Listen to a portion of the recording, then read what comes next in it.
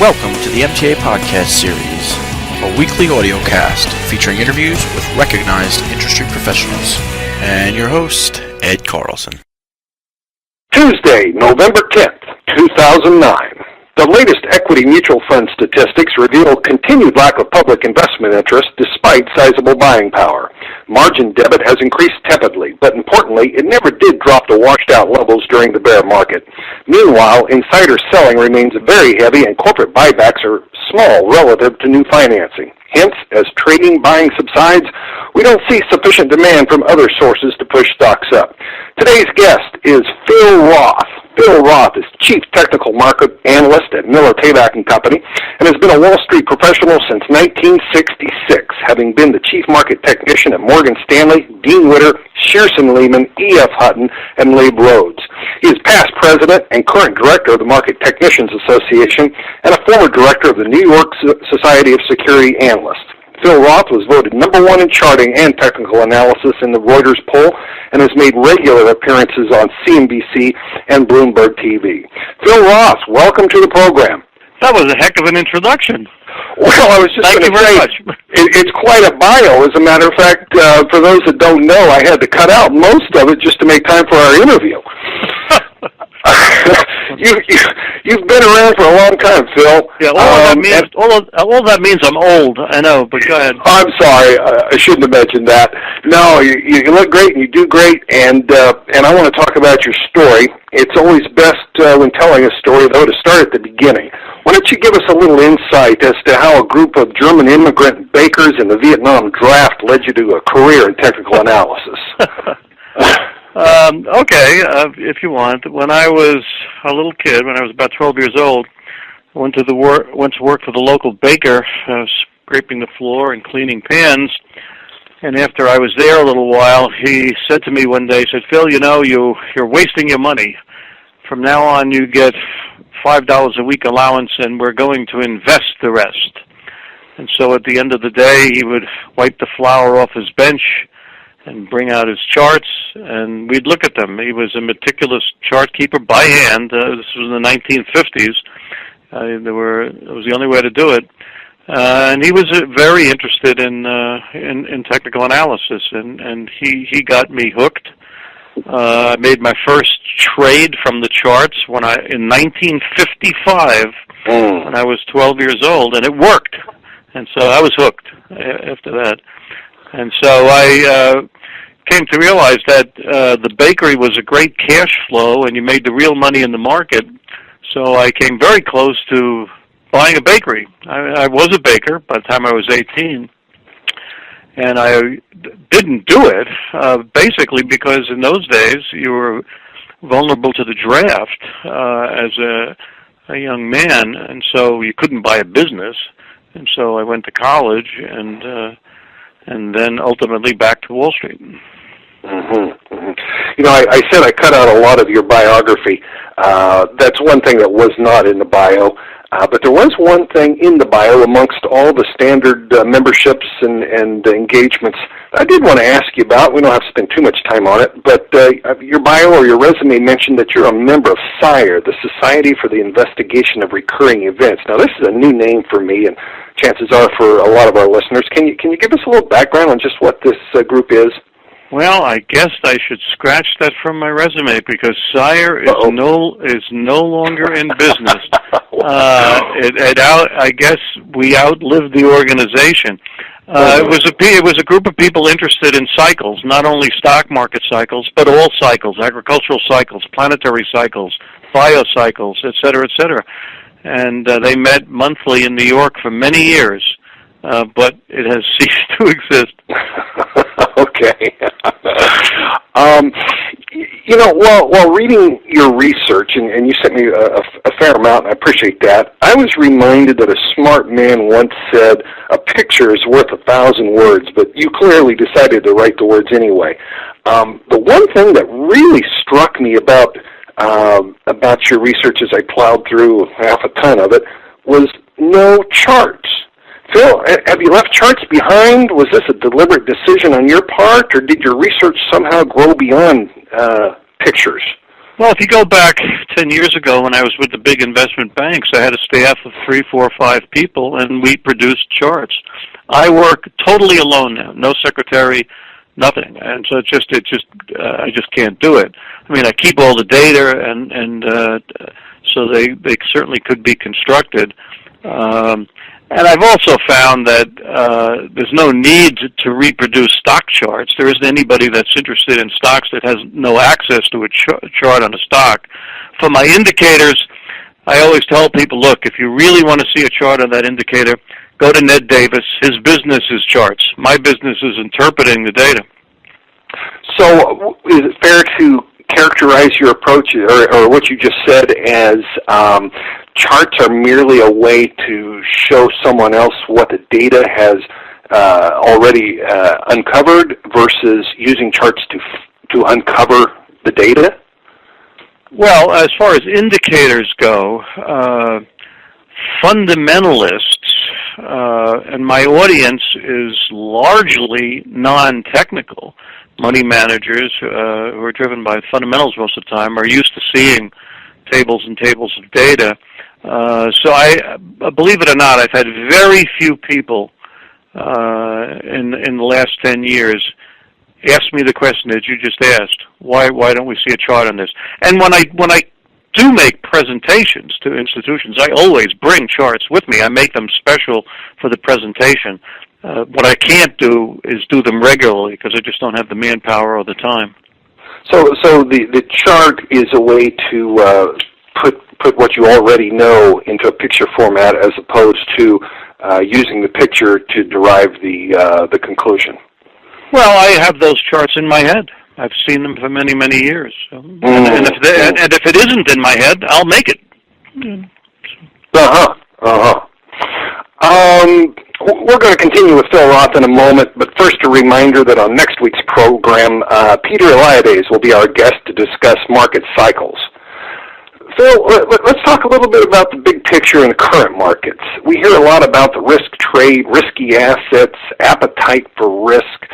It does seem that risky assets are all moving in tandem these days, and investors, maybe they only have one decision to make, that is, do I want risk or not? And the choice of the investment vehicle is secondary. Is diversification dead? Well, I think the reason that it seems to be that way is because there are no investors in the marketplace. The public investor got blown out of the market in the 2002 bear, never really came back during the previous bull. Has been liquidating this year, even in the rally. The traditional institution, like mutual funds, has no cash flow, so mutual funds are basically impotent. Pension funds decided they had too much stock in the last cycle, and they've been trying to reduce their equity position. So I think this market, the bear market in 07-09 and the rally in 09, was the function of hedge funds getting bearish and hedge funds getting less bearish. And so I think it's been basically traders, and they have a trading mindset. And right now people believe the markets are inexorably linked. Stocks up, commodities up, dollar down, and of course that will not persist forever. It will change, but right now people believe it's all linked. Mm-hmm. Well, let's take that one step further. If the individual investor has gotten out or is getting out of the markets, and if pension funds are changing their asset allocations, what do you see as the future of this industry for the next 5 or 10 years? What things do you think are going to be changing? What sort of secular changes as opposed to cyclical changes do you foresee? Well, first of all, I believe we're in a secular bear. It doesn't mean that the market's going to go down for 20 years, but the secular trend is not up. And we've only seen 2 other periods like this since the inception of the S&P 500 in 1926. We had a period in the 70s and we had a period in the 1930s. We're in one of those, a secular correction. A secular correction means that bull markets recoup no more than what they lost in the previous bear, maybe less, and you're in kind of a sideways pattern. So the highs of 00 and 07, which were pretty much the same level for the S&P, and the lows in '02 and '09, pretty much the same level, probably mark the bounds for the next 10 years as well. We're in the middle of this, and one of the reasons that we're in a secular correction is no investment buying, and we need a new generation of investors to be attracted to the markets. When a generation of investors gets blown out, like they did in 1929 and like they did in 66 to 74, they just don't come back. It takes a new generation of investors, and ultimately we'll see that. But the markets have to attract the investor, and that process is going to take time as well. I think investors will become more and more interested in stock as alternatives become less and less attractive. In other words, if we look at what's been going on in '09, the Fed drove short-term interest rates to zero. That made cash unattractive. Then the rates on government bonds fell to historically low levels, made government bonds unattractive. And the rate on corporate bonds is coming down, hasn't come down nearly as much, so the spread between corporate rates and treasury rates is still above the historical average. As that spread narrows, as the negative yield spread narrows between corporate bonds and treasuries, that will force people further out the quality spectrum, investors, eventually to equities. But that process is going to take a while. Mm-hmm. Well, my questions certainly beg that answer, and we needed to get to that. But frankly, I was more interested in, given your background at firms like Dean Witter and Shearson Lehman, do you have any view or thoughts on how the exit of the individual investor is going to affect, for example, say the retail brokerage industry? Well, it's affected a lot. The major brokers, investment banks, have been discouraging transactional business by their retail brokers. Mm-hmm. They got scared of it after the 2002 bear market. They discovered that their brokers might actually give bad advice and their customers could lose money. And so why play that game? They've just told their brokers to go out there, gather assets, place it under management. We'll get money managers. If the money manager doesn't perform, we'll fire him and we'll get a new one, and we won't take any of the heat for bad research. So that's a very big deal. And of course, on top of that, we have the collapse in commissions to extremely low levels. So the retail customer that does want to trade or pick stocks, well, he can go to a discount broker or trade on the net for practically nothing. So the business is permanently changed, in my opinion. Mm-hmm. Well, and back to your point about discouraging transactional business, I have to believe that a part of that discouragement came from fear of increased government regulation. Now, since this new mindset on Wall Street to discourage transactions has really taken effect, we haven't seen a decrease. Indeed, I'd say we've seen yet more government regulation come down the pike. Do you think that, do you feel, or do you have an opinion on whether that increased government regulation is actually helping the individual investor, or could it possibly be working to his detriment? Well, I don't have too much of an opinion. I would say that government regulation is usually bad,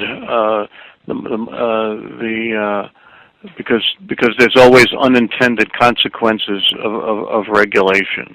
For example, Sarbanes-Oxley came out because they discovered analysts gave bad advice, so now analysts have to be tested.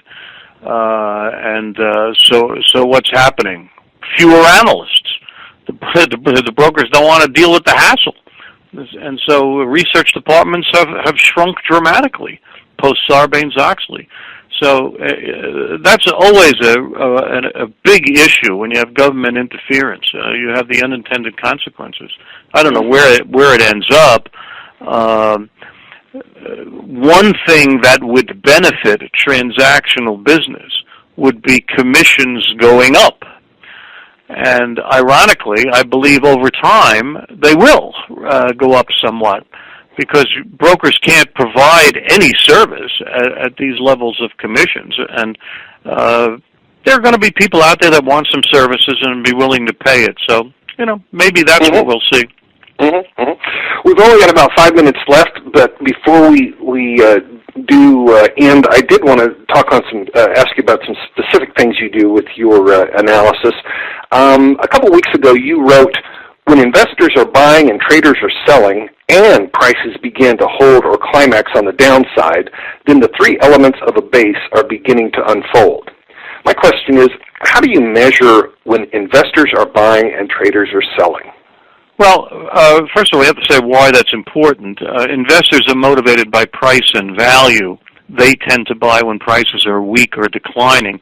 Traders are motivated by the trend, and they're out or bearish when the trend is declining. So that's why I do that. Well, investors are people with long-term horizons, and we mentioned before that there's not too many of them that are out doing anything. But there are two classes of investors that can relatively quickly move back to the demand side. One is corporations themselves. If business gets better and earnings go up, corporations will begin buybacks again, and that's the most important investor, the corporation itself. And insiders have a terrific record of buying at bottoms, and they did this time. Investors bought in at the bottom in March of 2009. So, as I said, if prices stabilize after a decline and we see signs that corporations are buying back more than they're selling and insiders are on the buy side, that's two-thirds of a bottom. If I see evidence that traders are supplying the stock to them, and to see that, to analyze whether or not traders are bearish, well, I look at put-call ratios, short sale statistics, sentiment polls, and you rarely get everything fit into place, but I usually get most at an important turning point. This next question may be too narrow to be of interest to anybody but myself, but you, in your research, you did mention composite volume. Are you following what's called the consolidated tape, and if so, how do you access that information? Okay, the composite volume, when I talk about New York Stock Exchange composite volume, that's all the volume in New York Stock Exchange stocks traded in all markets. And the New York Stock Exchange only trades 25% of the volume in its own stocks these days. So I watch it all. It's available in the Wall Street Journal. It's available on Bloomberg in my chart service. In the data page on the Wall Street Journal, you'll see all the volume in all the markets, including the composite figure. And it's much more important. I mean, 5 years ago, the New York Stock Exchange traded 85% of the volume in its stocks. Now it trades 25%, so you need to watch it all. And that picks up all this computerized trading that's going on. So ironically, even though volume is at record levels in 2009, it seems very slow right now because it's down from even more crazy levels. But that's really not investment activity. It's the computers trading with one another, and it's a lot of noise. Yeah. Last question, directly to the markets. A lot of talk about 1,1200 being resistance on the S&P and perhaps an important level. And yet when I look at the Dow, it looks to me like it's broken through what I would have characterized as important overhead resistance. Would you agree with that? And if so, how do you resolve this discrepancy? I don't think so. I think the range from 1,000 to 1,200 on the S&P is more like is like the range from 9,500 to 11,000, maybe 11,500 on the Dow. I think it's more or less the same. The Dow but as you said, the Dow has quote unquote broken through. The Dow has shown relative strength to the broader indexes recently, which incidentally is not bullish in my opinion. Blue chips usually show relative strength at bottoms and at tops, and the Dow underperformed during this entire advance until a month ago. And so I think that's a sign. That's a negative sign. It's just one indicator, but I think it's a bearish sign. Fascinating. Gosh, Phil, this has been great having you with us today. Is there anything else you'd like to mention before we go? Well, one thing on the short-term horizon, we've gone through a seasonally weak period without going down. So the market is moving into a seasonally strong period in an extended position. So I suspect the seasonally strong period, which would be from just before Thanksgiving through January of the new year, probably going to be disappointing. Yeah, kind of a flip-flop in seasonality. Not necessarily a flip-flop, but disappointing strength because we're moving into the seasonally strong period in an overbought position, so it's going to subtract from the strength. Oh, that's great. Thank you. That wraps up today's MTA podcast. From Seattle, I'm Ed Carlson. You can follow me at fatechnicaladvisor.blogspot.com or contact me at fatechnicaladvisor@comcast.net. Send us your comments and suggestions. Let's keep our stops tight, people. Good day.